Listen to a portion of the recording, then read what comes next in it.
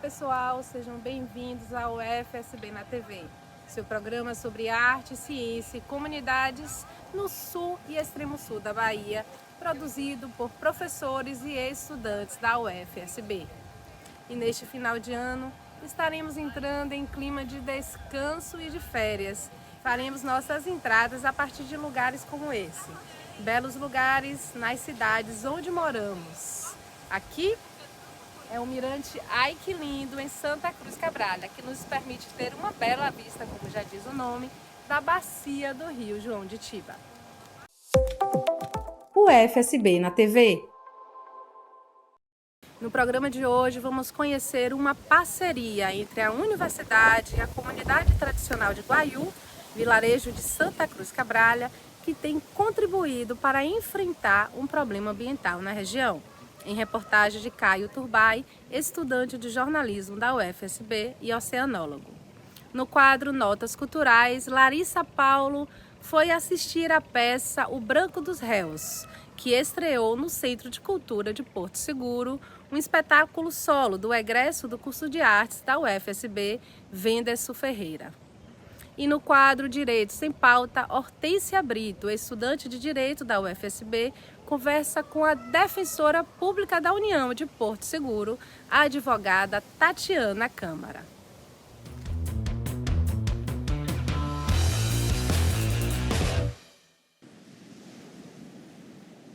O Rio Guaiú, um dos principais cursos d'água de Santa Cruz Cabralha, passa por seu pior momento.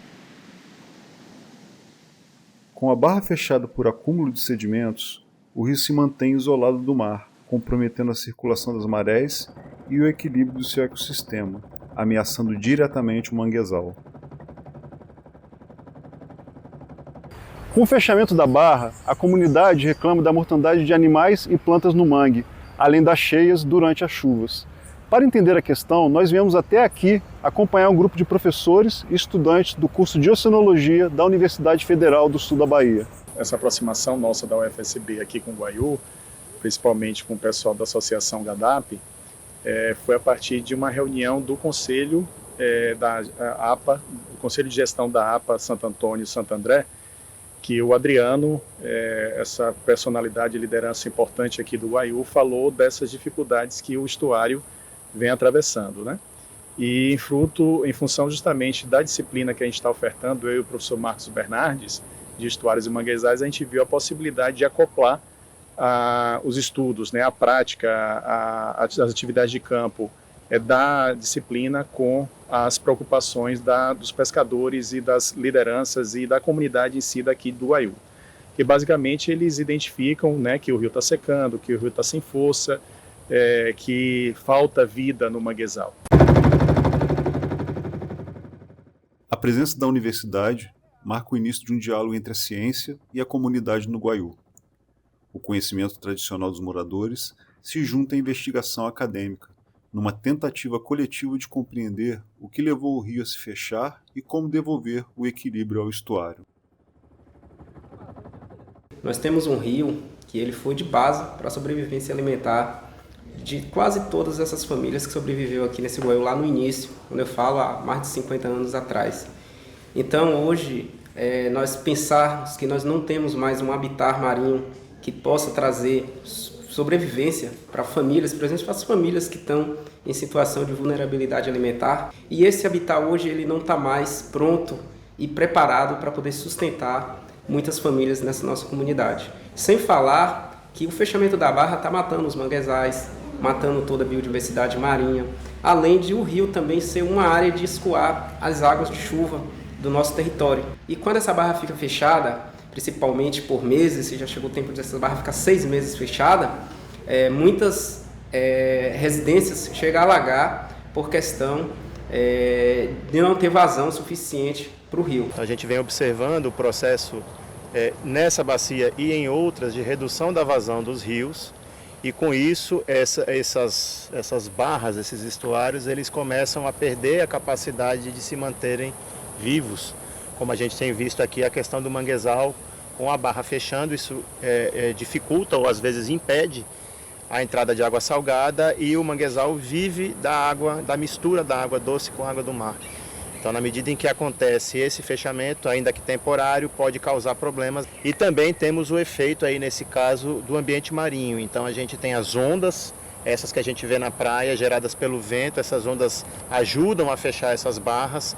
Então, aquela disputa entre o rio e o mar, o rio começa a perder força e o mar ocupa esses espaços, neste caso aqui, em pequenas bacias, em pequenos estuários, com o fechamento dessas barras. A gente ainda não consegue ter uns dados muito conclusivos, porque foi a primeira pernada de estudos que a gente teve. A gente está em processo de análise desses dados, mas o que a gente já consegue ver de modo muito perceptível, né, pelas nossas experiências em outros ambientes, é que esse manguezal parece um manguezal silencioso.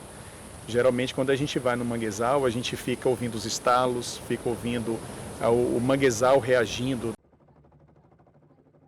Enquanto os pesquisadores estudam os processos que moldam o rio e a costa, os estudantes vivenciam na prática o que aprendem em sala de aula.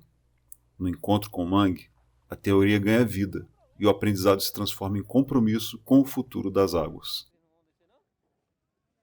Eu estou gostando muito da experiência, eu gosto muito de ter esse contato com fora da universidade e da academia, porque é uma realidade totalmente diferente. Não adianta você ficar dentro de sala de aula estudando, lendo artigo, lendo um monte de coisa e você não vir para cá conversar com as pessoas da comunidade, entendeu? E também a gente vem aqui para aprender, porque quem somos nós que entramos ontem na universidade para falar eles que estão há mais de 30 anos entrando no mangue, entrando no rio, vendo como tá a ecologia do lugar, como tá a diversidade, sabe? Então eu sinto um momento de aprendizado e eu acho muito proveitoso.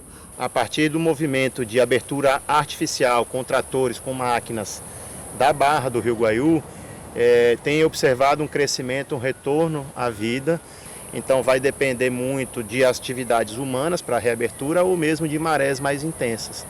Então é a combinação de fatores continentais, no caso a vazão fluvial, de fatores atmosféricos, como a passagem de frentes frias, de ventos, e de fatores oceanográficos, como as marés e as ondas, que competindo todo mundo junto nesse ambiente para trazer essa beleza que são os ambientes estuarinos, que são os manguezais e que é o nosso litoral sul, extremo sul da Bahia.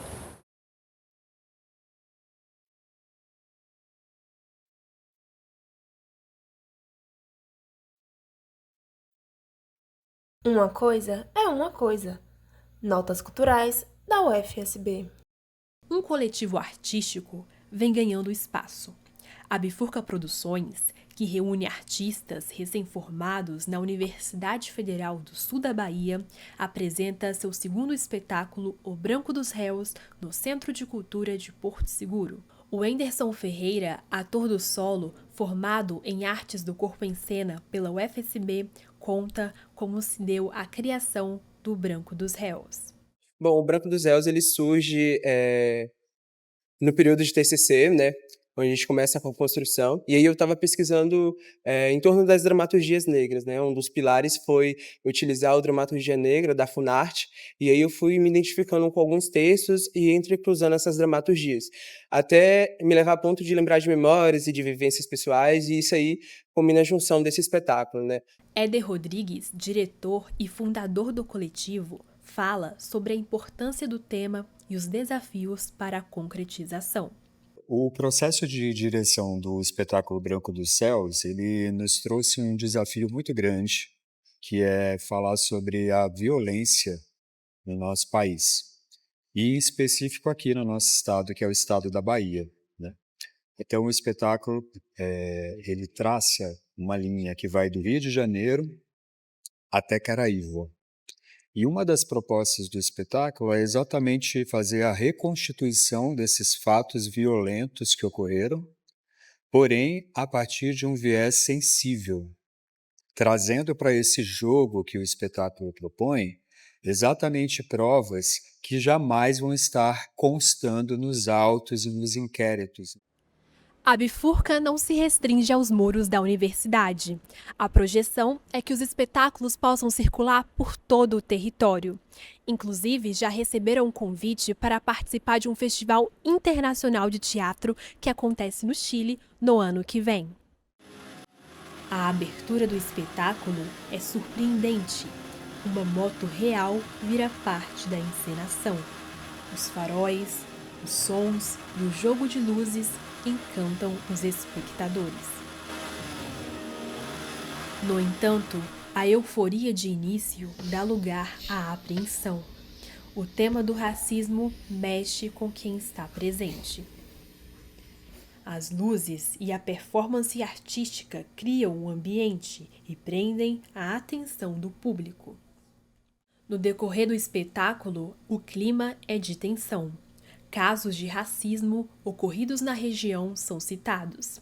Dentre eles, o caso de Vitinho, jovem negro de 28 anos, morto brutalmente pela polícia em Caraíva. Victor Cerqueira Santos Santana foi assassinado e torturado em Caraíva, no dia 10 de maio de 2025. Ao fim do solo, o sentimento é de tristeza, e no lugar de aplausos, o silêncio toma conta. Iago Silva, apesar de morar pouco tempo na região, se comoveu com os casos. Eu acredito que a mensagem foi passada da melhor forma. É uma causa muito importante a se dizer, e frases que foram ditas ficaram tabuladas no meu coração, e eu acredito que eu vou levar para a vida o que eu acabei de assistir agora. Para Caio Fernando, o sentimento é de reflexão. Eu saio do espetáculo com um coração bem, como eu posso explicar, bem pesado, melancólico, mas com certeza que a gente vai conseguir justiça. Eu acho que ele deixa a mensagem dele do início ao fim. E ele conseguiu, foi missão cumprida. E lindo, assim, lindo, lindo, lindo. Me emocionei a primeira vez, a segunda, porque é muito forte, muito potente mesmo.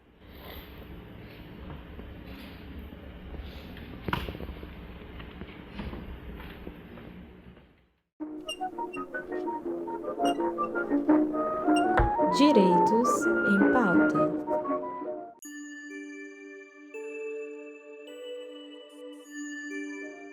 A Defensoria, ela não atua, né, só em âmbito criminal, ela atua em qualquer demanda jurídica, assim, e além de jurídica também, outras demandas extrajudiciais, né? A Defensoria atende a vítima de violência doméstica, né? Tem o defensor, né? A minha unidade é que faz a defesa, né? Do agressor, né? Do possível aí réu, do suposto autor. Mas a Defensoria também tem um núcleo, né? Que atende às vítimas de violência doméstica, que promove aí essa rede junto com o CRAM, junto com a DEAN. Então, a gente tem a Defensoria também no polo da defesa da vítima. A gente faz infância e juventude, a gente faz ação de todas as ações ali dos direitos de família, né? Ação de alimentos, guarda, divórcio, faz o exame de DNA gratuito, inclusive há muito pouco tempo, né? Teve um mutirão, Meu Pai Tem Nome. A gente faz na parte civil, na parte de ações possessórias também, uso capião, regularização aí de imóvel. Então, a gente atua tanto na área não penal como na penal, né, de forma a garantir, assim, qualquer pessoa que tenha essa questão de assistência, que precise mesmo de uma assistência jurídica, né, a gente consegue atender. Então, são vários, assim, os projetos da Defensoria, e aí convido a todos que queiram conhecer de pertinho, também para ir lá na sede, seguir, né, a Defensoria tem o Instagram, que sempre está divulgando as ações, tem o site, e aí dá para conhecer melhor, né, as ações que estão sendo desenvolvidas. A Defensoria, além da área penal, ela também atua em outras áreas, né? Você poderia falar para a gente? Então, a Defensoria, né, ela tem a missão constitucional, né, de promover o acesso à justiça e a assistência jurídica integral e gratuita, né, a todas as pessoas que não têm condições financeiras de contratar um advogado, né? Então, as pessoas que a gente denomina hipossuficientes, né, que são aquelas economicamente carentes, elas podem ser atendidas pela Defensoria Pública.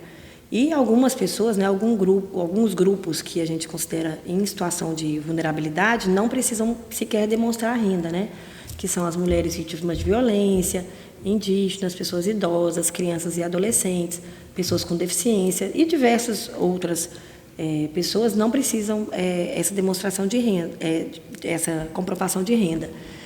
Mas, do mais, é isso, né? A Defensoria atua na área de família, né? Com ações de guarda, pensão alimentícia, divórcio, atua na área civil também, ações possessórias, né? Faz ação de saúde, demandas por medicamentos, internações, na área da infância e da juventude e também na área criminal, né? Então, a gente tem aí o campo, né, de assistência jurídica e gratuita integral e além da promoção dos direitos humanos e cidadania. Em casos de violência doméstica, eu menciono especialmente assim que é compatibilizar, né? A gente sabe da importância da Lei Maria da Penha, sabe da necessidade de respeito à vítima, de não minimizar, né, as suas dores. Então, tratar com muito respeito à vítima, mas, ao mesmo tempo, garantir, né, uma defesa diligente, a ampla defesa, o contraditório, as garantias constitucionais, né, que todo acusado ele tem o direito de ter. Né? Então, compatibilizar essas duas coisas, sempre com sensibilidade, porque é um tema sensível mesmo, e cada vez mais, né, a gente sabe da importância de combater aí a violência doméstica. Você já acabou até respondendo a próxima pergunta que eu ia fazer, que é como a Defensoria garante o direito à ampla defesa e ao princípio da dignidade da pessoa humana. Mas você já trouxe um pouco na sua fala, você poderia complementar? Então, toda pessoa acusada criminalmente é garantida para ela, né, a ampla defesa, o contraditório, uma defesa diligente, uma defesa técnica capaz, plena. A gente não faz juízo de valor, não cabe a gente, né, fazer juízo de valor sobre qualquer fato. Cabe garantir que ele será processado, né, e julgado com respeito, né, a todas as garantias constitucionais, com o devido processo legal, que ele vai ter seu direito, né, de contraditar, o seu direito de produzir provas plenamente assegurado. Então, a garantia do acesso à justiça, né? Qualquer acusado ele vai acessar, ele vai ter o direito de ser ouvido, né, em respeito ali a todas as garantias constitucionais. O UFSB na TV de hoje fica por aqui. Obrigada pela sua companhia até agora. Acompanhe a gente nas nossas redes sociais. Até semana que vem.